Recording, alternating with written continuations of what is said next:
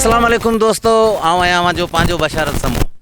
जीअं त आउं माई टीवी जा ख़ाका रिकॉर्ड कंदो आहियां, उन्हनि में जेके बि नवां आर्टिस्ट जेको पहिरियों दफ़ो माई टीवी ते कमु करण जे लाइ ईंदा आहिनि, उन्हनि सां अव्हां जी कचहरी ऐं उन्हनि जी गुफ़्तगू अव्हां ताईं पहुचाईंदा आहियूं।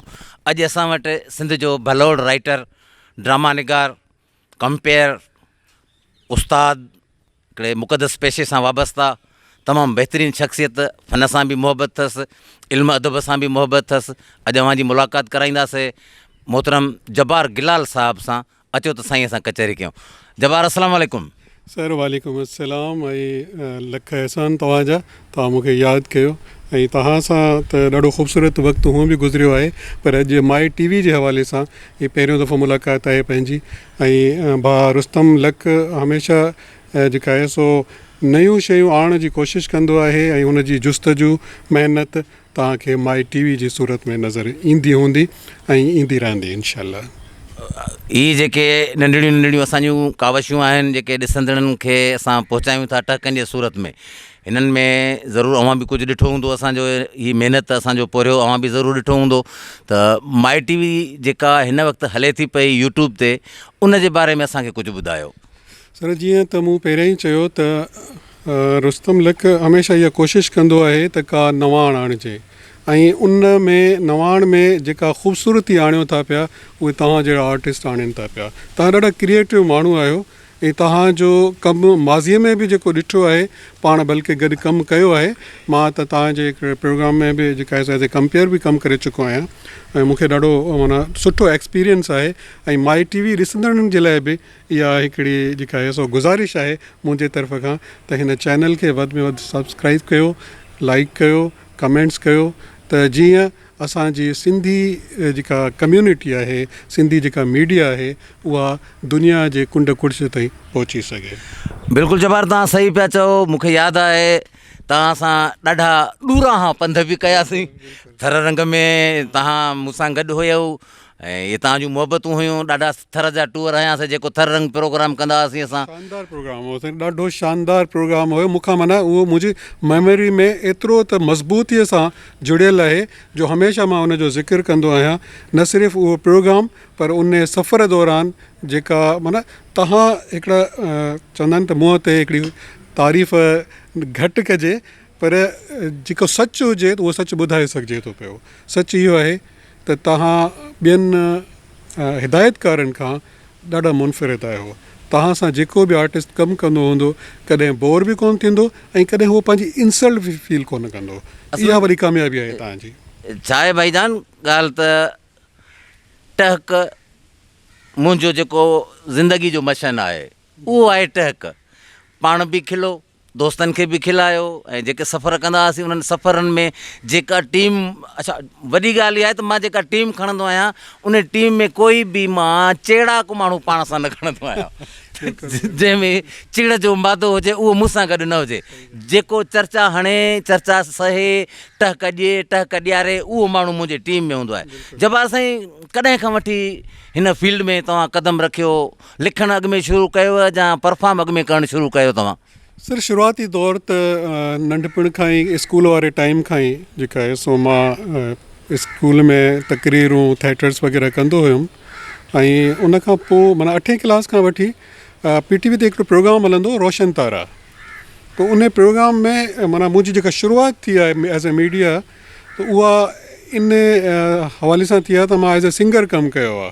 माना रोशन तारा में गीत ॻाए मां पंहिंजो स्टार्ट वरितो आहे। अच्छा, सिंगिंग खां शुरूआत कई आहे तव्हां? माना एज़ ए सिंगर कई हुई, पर पोइ सम्झुमि त मां सुरनि सां निवाह कोन थो करे सघां। इन खां हटी करे थोरो जेका आहे सो अदाकारी तरफ़ अचे, सदाकारी तरफ़ अचे, थोरो लिखण तरफ़ अचे, कंपेयरिंग तरफ़ अचिजे, त उहो मूं कमु वधीक कयो आहे। अच्छा, ॾाढी ख़ूबसूरत ॻाल्हि कई तव्हां त सिंगिंग खां मूं शुरूआति कई। रोशन तारा प्रोग्राम PTV ते हलंदो हुयो।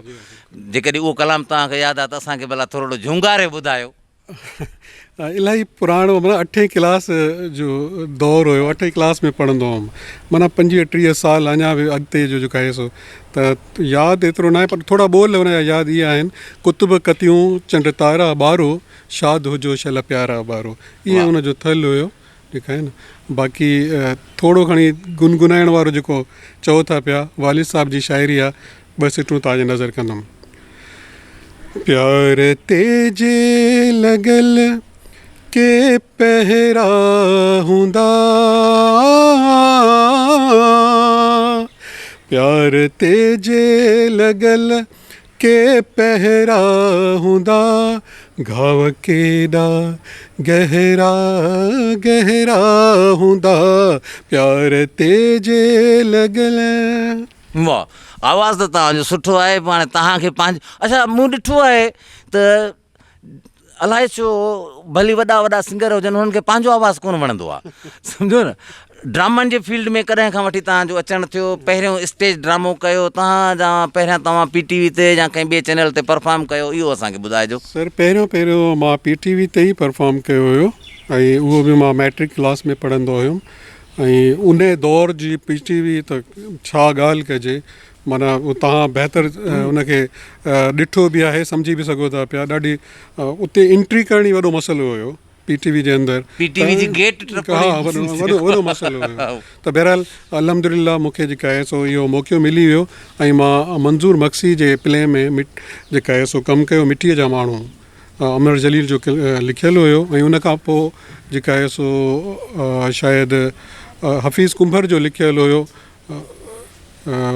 नालो हाणे ज़हर में नथो अचे पियो मूंखे ऐं मां हमीद हालेपोटो साहिब सां उर्दू प्ले कयो ख़ज़ाने का राज़ ऐं उन्हनि सां ई जेका आहे सो तारिक जमील हिकिड़ो डायरेक्टर हुयो हाणे शायदि लाहौर में आहे उर्दू मीडिया जो हुयो त उन हफ़्ता आसमा फ़रीद नवाज़ बलोच सां गॾु कमु कयो अनवर सोलंगी साहिब सां गॾु कमु कयो माना इहो मुंहिंजे लाइ एज़ाज़ आहे हेॾनि वॾनि परफॉर्मेंस सां गॾु तव्हां जॾहिं कमु कयो त जॾहिं त सेट ते आयो हेॾा वॾा नाला ॾिसी उन वक़्तु तव्हांजी कैफ़ियत छा हुई असल में छा आहे त मां डिबेटर ॾाढो सुठो हुयुसि मूं में एतमाद ॾाढो हुयो पोइ इन लिहाज़ खां मूंखे कैमरा खां हालांकि माना भउ थींदो आहे माण्हुनि खे पर मूंखे कॾहिं बि कैमरा खां डपु कोन थियो मां कैमरा खे पंहिंजो हमेशह दोस्त सम्झो ऐं दोस्तनि खां कॾहिं बि ख़ौफ़ न थींदो जब्बार साईं ज़िंदगी सॼी इंसान जी किरदारु आहे कैरेक्टर आहे तव्हां असां त अलाए केतिरा कैरेक्टर निभाया आहिनि अहिड़ो को किरदारु ज़िंदगीअ जो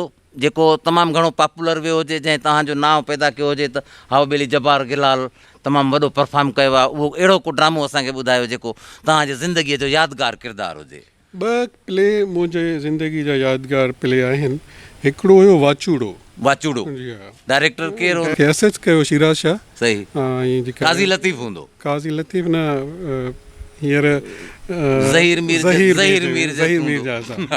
बिल्कुलु उन में एज़ ए हीरो मूं कमु कयो पर चोर जो किरदारु कयो माना हिकिड़ो ख़ानदानी चोर माना जेके नामी ग्रामी चोर पर हुयो उहो हीरो प्ले जो पर उहो मूं कैरेक्टर ॾाढो माना मज़ो वठी करे कयो ऐं ॿियो कैरेक्टर मूं कयो तव्हां सां गॾु कयो हुयो नाज़ो में हा उहो बि शानदार किरदारु हुयो नाज़ो मूंखे यादि आहे सीन बाय सीन नाज़ो मूंखे यादि आहे मूं धाड़ेरनि जे सरदार जो किरदारु हुन में कयो ऐं तव्हां वॾेरे जो किरदारु हुन में कयो बिल्कुलु हर हिकु मंज़र जेको आहे मूंखे यादि आहे त जून जुलाई जहिड़नि महीननि में इहे खजनि जे बाग़नि में हेॾनि वॾनि गर्मियुनि में ट्रिमूं पिया कपिड़ा कारा पातल जेकॾहिं न हुजनि हा त उहे कैमरा में ज़ाहिर थियनि हा त असां केॾी तकलीफ़ में उहो ड्रामो कयोसीं मज़ो आयो माना उहा शूटिंग कंदे बि ॾाढो इंजॉय कयोसीं ॻाल्हि इहा आहे त टीम वर्क अगरि सुठो आहे न टीम सुठी आहे त तव्हां हर लम्हे खे इंजॉय कयो था पिया जे सुठो टीम न आहे सुठी टीम न आहे तव्हांजी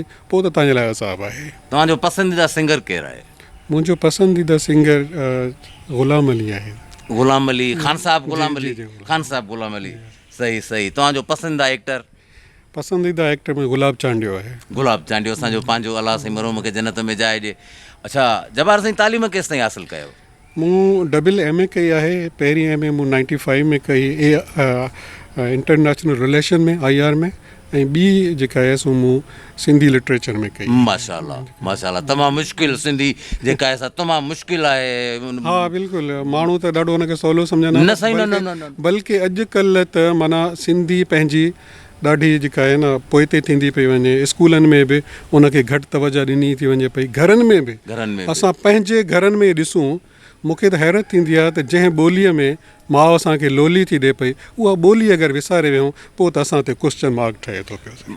असल में तव्हां उस्तादी पेशे सां वाबस्ता आहियो, उस्ताद आहियो। मां त हमेशह इहा ॻाल्हि कंदो ईंदो आहियां हर जॻह ते, हर स्टेज ते, त भई पंहिंजे बचड़नि खे स्कूली तालीम सां गॾु ॿियो कुझु बि न, भिट धणीअ सुहिणे सरदार जूं जेकॾहिं 4 सिटूं रोज़ तव्हां हुन में समाईंदा अचो, 4 सिटूं वधीक न, 4 सिटूं 6 सिटूं 4 सिटूं 6 सिटूं तव्हां बचड़नि जे ज़हन में ॾींदा अचो त हू पंहिंजे ॿोलीअ ते बि अबूर हासिलु करे सघनि था। ऐं सिंधीअ में कहिड़ी बि मंज़िल हुजे, जेकॾहिं मुर्शिद करीम सरदार जेकॾहिं हुननि जो पढ़ियलु हूंदो त हुननि जे लाइ अॻिते मंज़िल आसान थी वेंदी। जीअं तव्हां सिंधी में मास्टर कई वेठा आहियो, ईअं सिंधी में PhD बि थींदी आहे। हाणे इहे PhD तॾहिं थींदियूं जेसि ताईं वञी लतीफ़ साईं ते हा न हुजे। अच्छा इहो ॿुधायो जब्बार साईं त हिन वक़्त ताईं तव्हां किताब केतिरा मार्केट खे ॾिना आहिनि? सर किताब मूं अञा कोन अॼु कयोसि, पर आणींदुमि सही।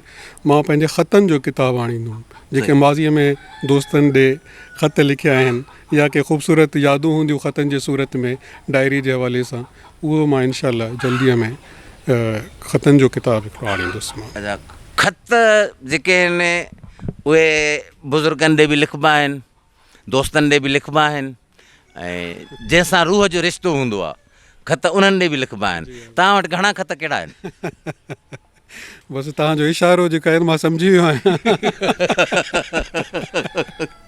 ख़त उहे घणा आहिनि? ख़त उहे घणा आहिनि? अच्छा, उन्हनि ख़तनि ते मबनी हिकिड़ो तव्हांजो किताबु ईंदो।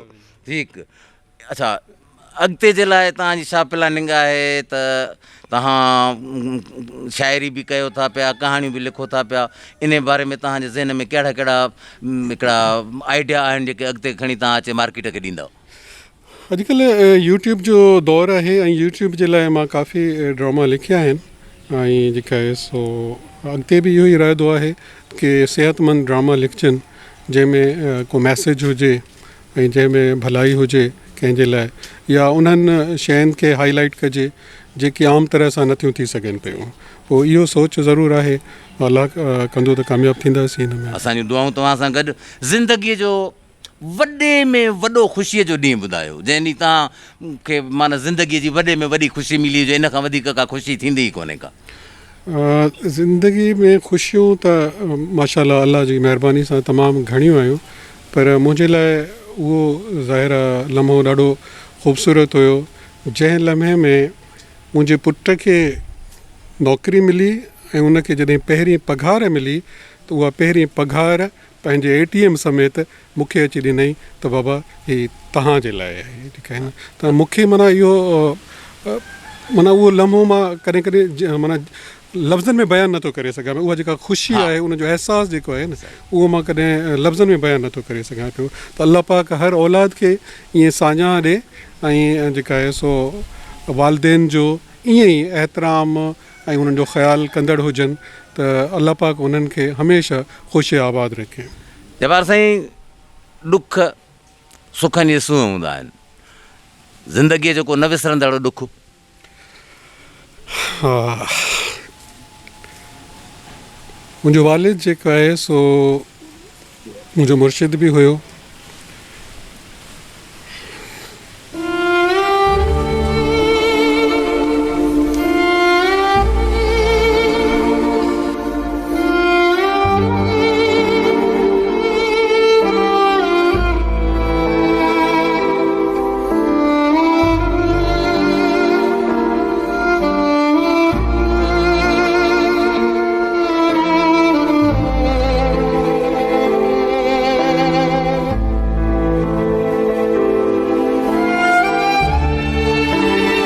अला साईं विंदड़नि खे जन्नतुल फिरदौस में आला मक़ाम अता करे, रहंदड़नि खे रब्बुल आलमीन वॾी ज़िंदगी अता करे।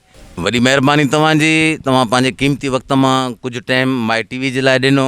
लख लाइक़ तव्हांजा। बिल्कुलु तव्हांजो मैसेज जेको आहे त सच त बीठो नच, दुनिया में सच ई आहे, इन जहिड़ी का राह ई कोन्हे का। सच अनल हक़ जी राह आहे ऐं जेको बि उन राह ते हलंदो उहो ज़िंदगीअ में कामयाबु हूंदो। असांजूं लखें दुआऊं तव्हां सां गॾु। सुखिया हुजो सदाईं, ॾुखियो ॾिसो न ॾींहुं, रहमत वसेव रब जी, जीअं सावण वसे मींहुं, सॼण राति ऐं ॾींहुं हुजो अलाह जी अमान में। इन ई सां गॾु अॼु जो ही प्रोग्राम पंहिंजे पुॼाणीअ ते पहुचे थो। इंशाअल्लाह वरी कॾहिं नए महिमान सां गॾु अव्हांजे ख़िदमत में हाज़िर थींदासीं। तेसिताईं बशारत समय खे ॾींदा इजाज़त। अलाह निगहबान, साथ सलामत, सिंध सलामत।